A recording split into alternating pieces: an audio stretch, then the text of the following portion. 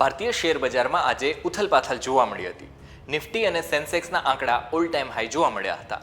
લગભગ બપોરે 2 વાગ્યાની આસપાસ આંકડામાં ઉછાળો શરૂ થઈ ગયો હતો, જેમાં રોકાણકારોને માત્ર એક જ કલાકમાં 6,40,000 કરોડ રૂપિયાની કમાણી થઈ. સેન્સેક્સમાં 1000 પોઈન્ટનો ઉછાળો જોવા મળ્યો અને નિફ્ટીમાં 500 પોઈન્ટનો વધારો જોવા મળ્યો હતો.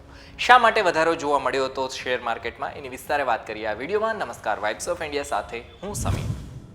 આજે બપોરના સમયે સેન્સેક્સ 1.77% વધી અને 82,962 પોઈન્ટ પર બંધ થયું.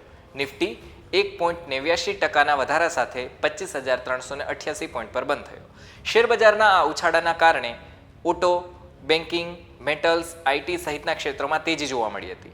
નિફ્ટી મેટલ ઇન્ડેક્સ 2.91% વધારા સાથે સૌથી આગળ જોવા મળ્યો હતો.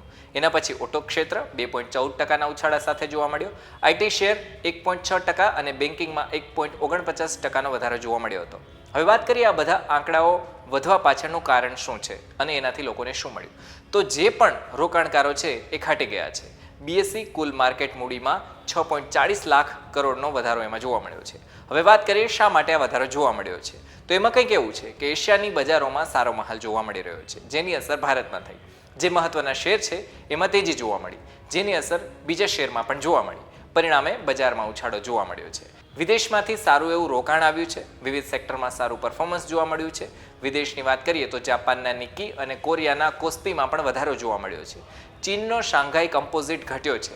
અમેરિકાના શેર માર્કેટમાં પણ થોડો વધારો જોવા મળ્યો હતો, જેની અસર ભારતમાં થઈ. ગઈકાલની વાત કરીએ તો શેર બજારમાં ઘટાડો જોવા મળ્યો હતો, જેમાં સેન્સેક્સ 398 પોઈન્ટ અને નિફ્ટી 122 પોઈન્ટ ઘટ્યો હતો. તો આ બધા જ કારણ હતા જેના કારણે આજે શેર બજારમાં વધારો જોવા મળ્યો હતો. માહિતી કેવી લાગી કમેન્ટમાં લખી અને જણાવો. જોડાયેલા રહેજો વાઇબ્સ ઓફ ઇન્ડિયા સાથે. ધન્યવાદ.